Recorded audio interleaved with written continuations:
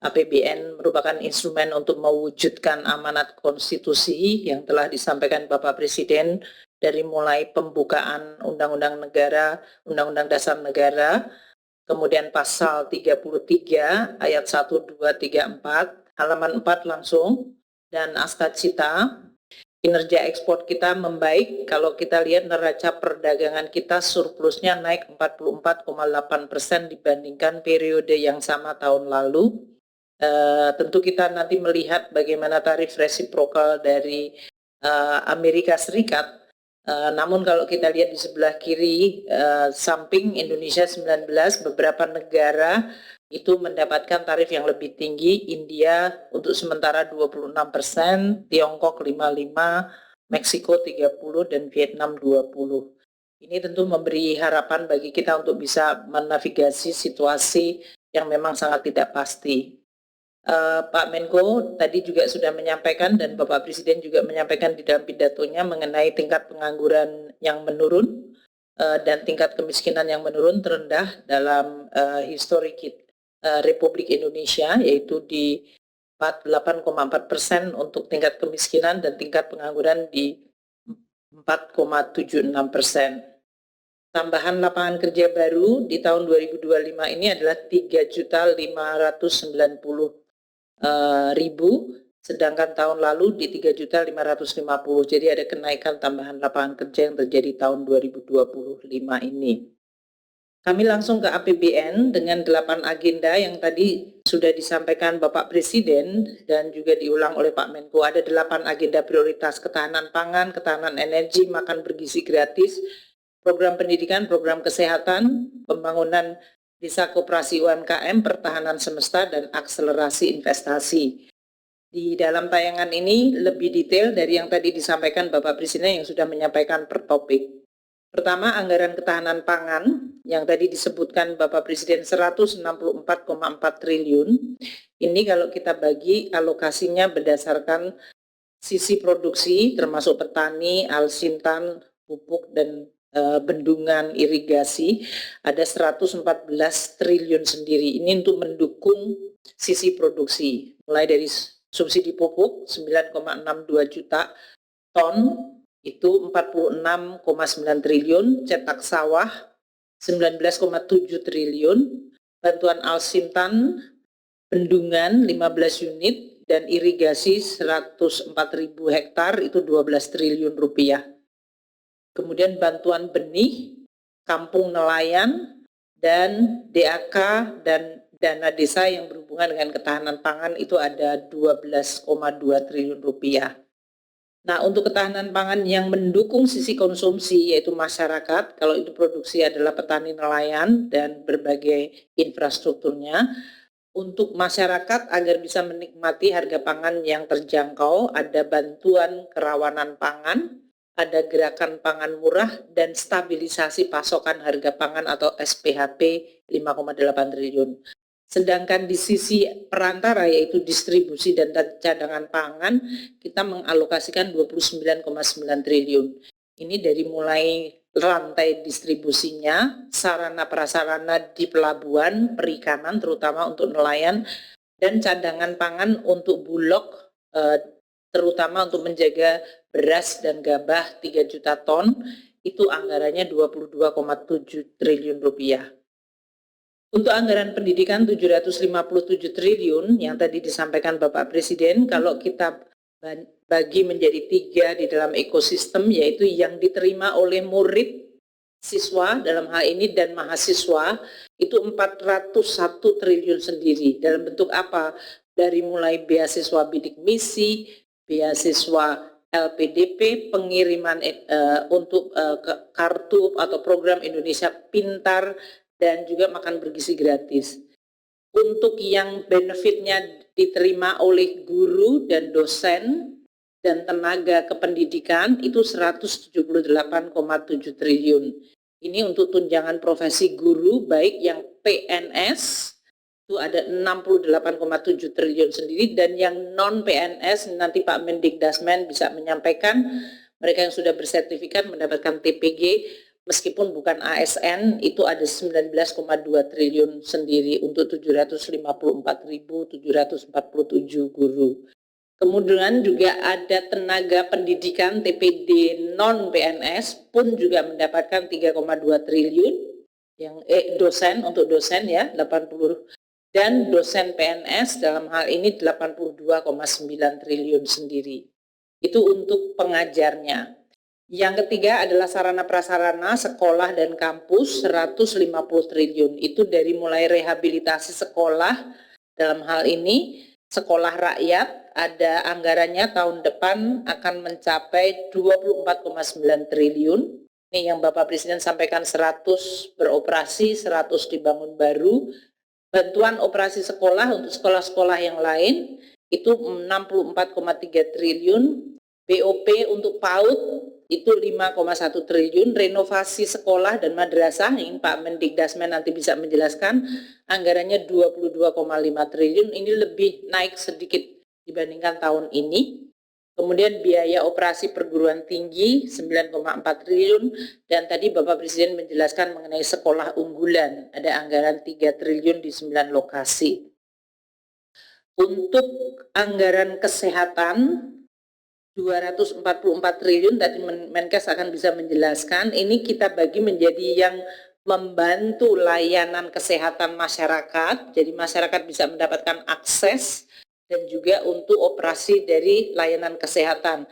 Ini termasuk iuran jaminan kesehatan. Tadi yang disampaikan Presiden 96,8 juta jiwa yang dibayar oleh APBN, dan yang mereka kelas 3 tapi belum membayar penuh, itu juga ditambahkan, yaitu 49,6 juta jiwa. Totalnya 69 triliun. Jadi ini besar sekali. Totalnya 96 plus 49,6 yang dibayar penuh oleh APBN atau yang dibayar sebagian oleh APBN. Sehingga mereka mendapatkan akses layanan BPJS. Makanan bergizi gratis yang tadi yang bukan pendidikan tapi untuk ibu hamil, untuk anak-anak balita itu ada 7,4 juta, 24,7 triliun. Jamkes untuk ASN, TNI Polri 13,3 triliun, vaksin, imunisasi, screening, tadi penanggulangan tuberkulosis, ini semuanya ada di sana. Cek kesehatan gratis 130 juta, 2,6 triliun. Kemudian dana desa yang di-earmark untuk penanganan stunting itu adalah 2,9 triliun.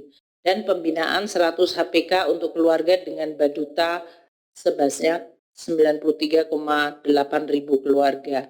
Kalau untuk KUR, kredit usaha rakyat, Pak Menko Perekonomian dengan program-program yang menggunakan kredit usaha rakyat, itu total kredit 1 tahunnya, tahun depan mencapai 320 triliun.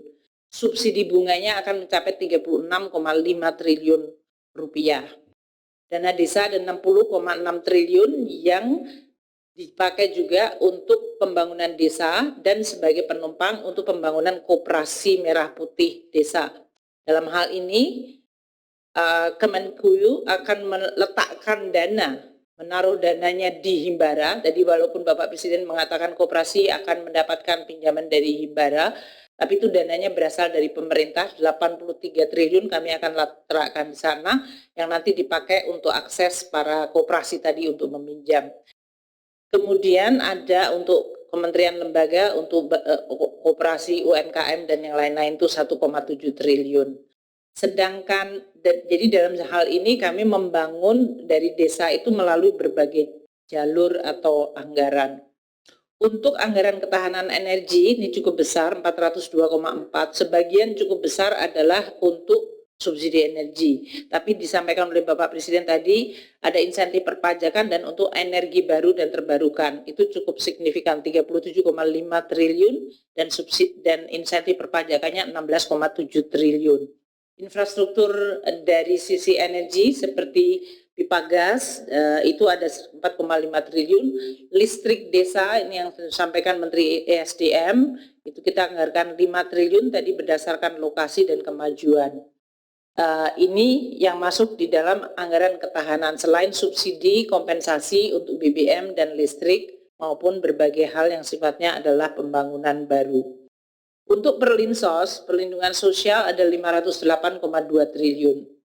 Ini yang merupakan tadi begitu banyak bantuan sosial yang diberikan kepada masyarakat. Dari mulai yang kategorinya untuk memenuhi kebutuhan dasar masyarakat, 315 triliun yaitu untuk PKH, 10 juta kelompok penerima itu mendapatkan 28,7 triliun. Kartu sembako itu untuk 18,3 juta kelompok penerima ada 43,8 triliun. Ini yang sering kalau dalam situasi ekonomi Pak Menko bilang kita berikan stimulus itu biasanya kita menggunakan jalur kartu sembako. Untuk jaminan kehilangan pekerjaan itu 1,2 triliun itu mengcover 140 juta peserta. Subsidi energi 210 triliun, subsidi non-energi 17,4 triliun. Ini terutama untuk berbagai PSO, alat-alat transport yang tarifnya lebih rendah dari biaya mereka, dan juga untuk perumahan serta air. Dan BLT desa 6,5 triliun. Untuk penanggulangan bencana, daerah bencana di 7,9 triliun. Yang kedua, layanan pendidikan, ini untuk PIP, KIP, sekolah rakyat, itu ada 37,5 triliun, untuk pemenuhan layanan kesehatan, dari mulai akses maupun PBPU, dan itu 69 triliun, dan pemberdayaan masyarakat dalam bentuk KUR maupun subsidi pupuk 86,2. Jadi ini adalah menata atau mengkategorikan. Mungkin tadi sudah dijelaskan, jadi bukan double atau triple counting ya. Hanya kategori ini adalah belanja-belanja yang langsung dinikmati untuk melindungi masyarakat. Pertahanan semesta yang tadi telah disampaikan Bapak Presiden baik di pidato pagi maupun siang, anggaran untuk pertahanan semesta di bidang pertahanan 185 triliun itu untuk harwat, pengadaan pesawat dan penggantian pesawat atau alutsista yang lain, dan termasuk penambahan batalion dan kodam. Ini sudah masuk di 185 triliun. Untuk ketertiban keamanan, Polri, BIN, BNN, dan lain-lain, itu anggarannya 179. Untuk pengamanan wilayah perbatasan, pencegahan terorisme, kejahatan, penyelundupan, tindak pidana human trafficking, dan lain-lain.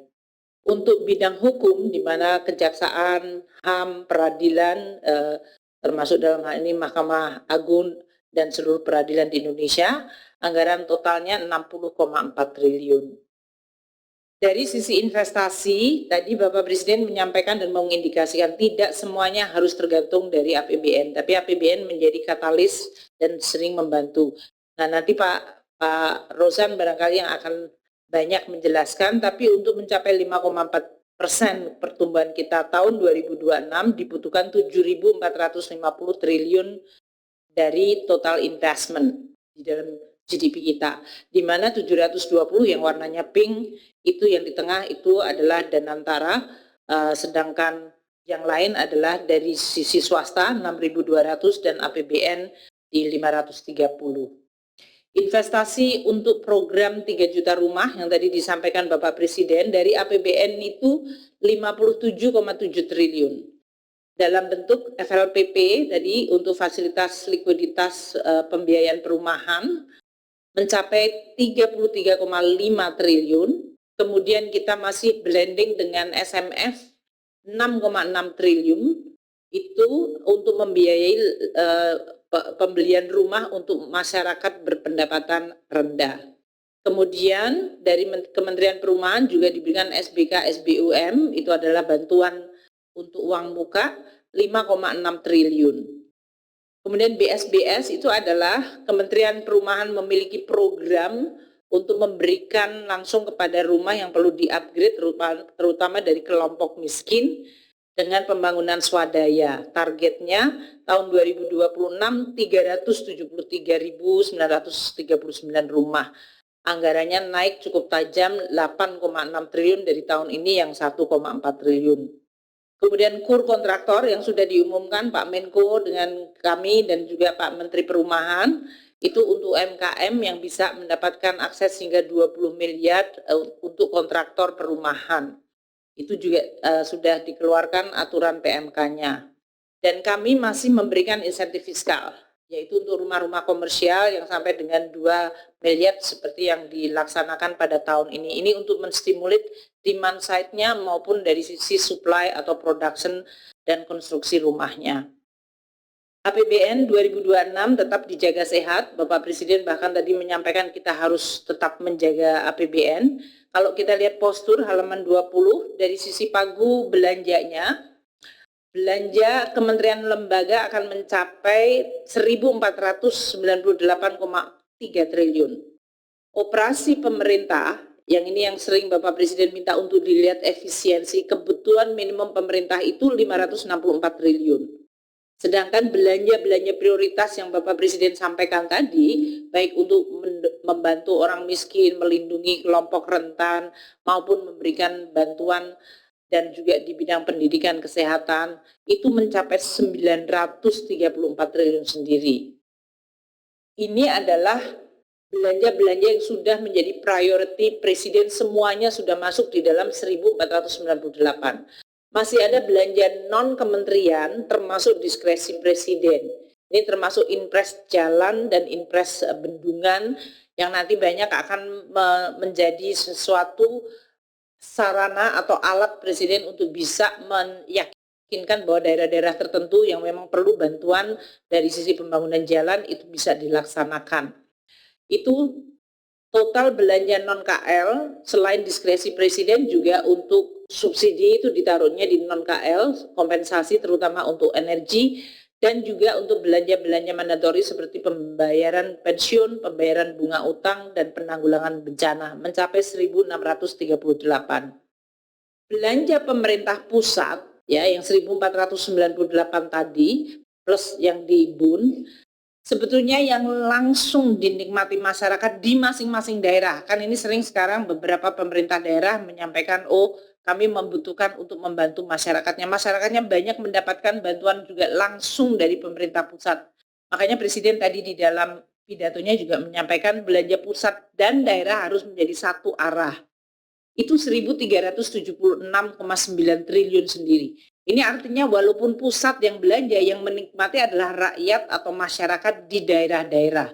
Dari mulai program PKH, PIP, kartu sembako, bantuan iuran jaminan kesehatan, cek kesehatan gratis, renovasi dan revitalisasi sekolah, makan bergizi gratis, sekolah rakyat, preservasi jalan dan jembatan, perumahan, bendungan, operasi merah putih, subsidi non-energi seperti subsidi pupuk dan KUR, tunjangan profesi guru, tunjangan profesi dosen yang non-PNS, itu yang di luar APBD atau di luar yang biasanya di pegawai negeri, subsidi energi, lumbung pangan, bulog, dan kampung nelayan serta pergaraman. Ini semuanya letaknya di daerah, dinikmati oleh masyarakat di daerah. Sehingga memang APBN dari sisi belanja pusat cukup besar yang dilakukan oleh pemerintah pusat langsung kepada masyarakat di daerah. Belanja KL dan transfer ke daerah ini menjadi satu kesatuan. Kami memetakan dalam hal ini program-program prioritas Presiden yang langsung dinikmati oleh masyarakat, upamanya preservasi jalan 414 km di Maluku, Papua untuk mendukung konektivitas. Cetak sawah itu juga pasti menguntungkan daerah yang terpilih menjadi tempat seperti Maluku, Papua, dan Kalimantan. Jadi kalau kita lihat di peta ini, di Sumatera, dalam hal ini jumlah belanja pusat per kapita, yaitu dibagikan jumlah penduduk di Sumatera, itu rata-rata 5,6 juta per orang belanja yang dari pusat ke daerah tersebut ke Sumatera. Untuk Kalimantan lebih tinggi lagi, 8,5 juta per kapita belanja pemerintah pusat di Kalimantan. Sulawesi 7,3 juta per kapita. Kita lihat Maluku, Papua lebih tinggi lagi, 12,5 juta per kapita. Artinya ini ekualisasi yang tadi disampaikan, selalu pemerataan itu dipersepsikan hanya melalui transfer ke daerah. Namun sebetulnya belanja pemerintah pusat kalau dilihat dari sini terlihat bahwa belanja di daerah-daerah yang makin remote seperti Maluku, Papua jauh lebih tinggi dibandingkan daerah Jawa yang tadi 5,1 juta. Ini menggambarkan afirmasi dan tujuan untuk ekualisasi. Untuk Nusa Tenggara dan Bali 6,4 juta. Ini untuk menyampaikan bahwa kelihatannya kalau belanjanya pemerintah pusat itu sebetulnya manfaatnya dirasakannya adalah di daerah dan ini kita bisa quantify. Transfer ke daerah yang nanti harus menjadi sinergis dengan pemerintah pusat mencapai 650 triliun. Ini terjadi dari DBH 45 triliun, DAU 373,8 triliun, DAK 155 triliun, dana otsus 13,1 triliun, dana keistimewaan Jogja 500 miliar, dana desa 60,6 triliun, dan insentif fiskal 1,8 triliun. Nah, untuk membiayai seluruh belanja-belanja baik pusat maupun daerah ini, pendapatan negara harus ditargetkan cukup tinggi. Total pendapatan negara seperti disampaikan tadi dalam pidato adalah 3.147,7 triliun. Ini artinya naik 9,8%. Ini suatu target yang cukup besar kalau kita lihat kinerja selama 3 tahun terakhir itu hanya sekitar 5,6 paling tinggi dan bahkan tahun ini kemungkinan hanya 0,5% pertumbuhan pendapatan negara. Maka reform di bidang pajak, bea cukai, PNBP menjadi penting. Di pajak kami akan meneruskan untuk Cortex dan sinergi pertukaran data dari kementerian lembaga, sistem pemungutan transaksi digital dalam negeri maupun luar negeri. Joint program akan makin diintensifkan dalam analisa data, pengawasan dan pemeriksaan dan kepatuhan perpajakan, dan kita tetap memberikan insentif daya beli. Untuk bea cukai, kebijakan cukai hasil tembakau dan ekstensifikasi barang kena cukai akan terus dieksplorasi untuk nanti dilaksanakan di 2026. Kita juga mengintensifikasikan bea masuk, terutama melihat perkembangan perdagangan internasional yang cenderung tidak minta supaya bea masuk diturunkan.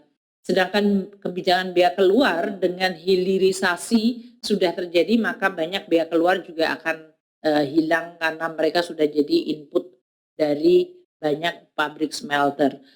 Penegakan hukum akan dilakukan terutama untuk barang-barang penyelundupan untuk barang kena cukai, terutama rokok maupun barang beralkohol. Untuk PNBP kami sudah berdiskusi dengan Menteri SDM bagaimana meningkatkan optimalisasi dan memperbaiki tata kelola untuk pengawasan dan penegakan hukum untuk sumber daya alam. Dan kita juga bersama Menteri SDM juga akan menggunakan Simbara untuk terus meningkatkan sinerginya. APBN 2026 akan defisit 2,48% dari GDP. Ini adalah penurunan defisit kalau kita lihat dibandingkan tahun 2025 outlook yaitu 2,78. Tentu kita akan terus menjaga agar defisit itu dikelola dengan hati-hati. Rasio utang masih di 39,96, tidak ada perubahan dalam 3 tahun terakhir, dan kita akan menggunakan terutama sumber utang dalam negeri untuk menjaga keamanannya. Ada pembiayaan inovatif yang akan kita dorong, baik itu melalui Special Mission Vehicle maupun dengan bekerjasama BUMN termasuk dengan Danantara. Optimalisasi dan sinergi badan layanan umum itu juga sangat besar. Special Mission Vehicle, banyak BLU itu sebetulnya bisa berinvestasi cukup besar dan bisa menjadi alat untuk melakukan kegiatan pembangunan. Kami akan menggunakan sisa anggaran lebih atau SAL sebagai suatu vehicle untuk menciptakan fiscal buffer sehingga stabilisasi terutama pada saat market, terutama bond market kadang-kadang mengalami gejolak yang tidak ada dalam kontrol kita tapi terjadi karena situasi di Amerika atau statement atau kebijakan yang terjadi di luar tapi bisa mempengaruhi kondisi bond market kita. Kami juga akan terus meningkatkan akses pembiayaan investasi dan memperdalam pasar keuangan bonds dan mendorong pembiayaan inovatif. Untuk operasi pembiayaan investasi atau below the line di APBN mencapai 243, ini cukup besar. Jadi dalam hal ini perumahan 6,6 triliun dalam bentuk investment di SMF untuk membantu target 350.000 MBR. Kemudian untuk pengadaan lahan Elman untuk proyek-proyek strategis nasional masih dialokasikan 9,6 triliun rupiah. Kemudian infrastruktur di daerah sebesar 4 triliun adalah pembiayaan melalui PT SMI. Kemudian koperasi Desa Merah Putih seperti tadi saya sampaikan 83 triliun adalah meletakkan atau menaruh dana pemerintah di Himbara sebesar 83 triliun. Pendidikan untuk LPDP 25 triliun, kerjasama internasional termasuk pembayaran Islamic Development Bank, AIDA dan IFAD. Ketahanan pangan 22 triliun untuk Bulog, itu seperti investment atau seperti injeksi kapital atau PMN, tapi di Bulog. Bulog itu melakukan tugas khusus. Dan prioritas-prioritas lainnya, termasuk untuk lingkungan hidup ada 1 triliun. RAPBN 2026 seperti disampaikan Bapak Presiden tadi dan Pak Menko, kalau kita lihat posturnya pendapatan negara secara headline tumbuhnya 9,8%, mencapai 3.147,7 triliun rupiah. Untuk penerimaan pajak 2.357,7 triliun, itu artinya harus tumbuh 13,5%. Itu cukup tinggi dan ambisius. Untuk pendapatan kepabeanan dan cukai 334,3 triliun, tumbuh 7,7%. Dan PNBP kita 455 triliun, turun 4,7. Ini karena PNBP sekarang permanen tidak lagi mendapatkan dividen dari Pak Rosan. Jadi memang kita turun dari sisi levelnya. Untuk belanja negara 3.786,5 triliun, naik 7,3%. Tadi untuk berbagai tadi MBG saja naik 330 triliun sendiri. Jadi memang kenaikan belanja untuk beberapa prioritas pemerintah cukup besar. Belanja KL naiknya 17,5% atau mencapai 1.498,3 triliun rupiah. Belanja non KL 1.638,2 atau naik 18%. Ini terutama fokus pada tadi program-program pemerintah prioritas. Transfer 650 triliun, sedangkan defisit 638,8 triliun atau turun 3,5% dibandingkan defisit tahun ini. Dan keseimbangan primer kita harapkan makin mendekati 0 atau balance. Sekarang negatifnya tahun depan didesain di 39,4. Kita harap akan makin kecil. Dan untuk itu akan ada pembiayaan. Jadi kalau kita lihat agenda prioritas Presiden, ketahanan pangan, energi, pendidikan bermutu, kesehatan berkualitas, pembangunan desa koperasi, pertahanan semesta, dan percepatan investasi dan perdagangan global, itu semuanya sudah masuk di dalam APBN, kecuali yang tadi dilakukan oleh Danantara secara terpisah. Dan oleh karena itu kita akan terus menjaga agar APBN tetap bisa sehat. Asumsi makro terakhir tadi mungkin ada koreksi waktu Bapak Presiden menyampaikan slide-nya mengenai suku bunga 10 tahun. Beliau menyampaikan 6,9%, itu betul, tapi slide-nya di dalam tayangan di 5,4, mungkin dengan pertumbuhan ekonomi di copy dalam hal ini. Jadi growth 5,4%. Inflasi di 2,5%, suku bunga untuk SBN 10 tahun di 6,9, nilai tukar di 16.500, harga minyak mentah di $70 per barel, lifting minyak 610.000 barel per hari, lifting gas 984.000 barel setara minyak, tingkat pengangguran terbuka di 4,4 hingga 4,96, untuk rasio Gini di 0,377, 0,38, membaik dibandingkan tahun ini. Tingkat kemiskinan ekstrim di 0% atau 0,5, tingkat kemiskinan turun lebih dalam lagi di 6,5 hingga 7,5. Indeks modal manusia naik di 0,57, indeks kesejahteraan petani, ini indikator baru mensubstitute atau menggantikan nilai tukar petani. Biasanya Menteri Bappenas yang menjelaskan mengenai hal ini, yaitu di 0,7731. Mungkin itu Pak, ditambahkan sekarang ada penciptaan lapangan kerja formal di 37,95%. Demikian Pak Menko, terima kasih.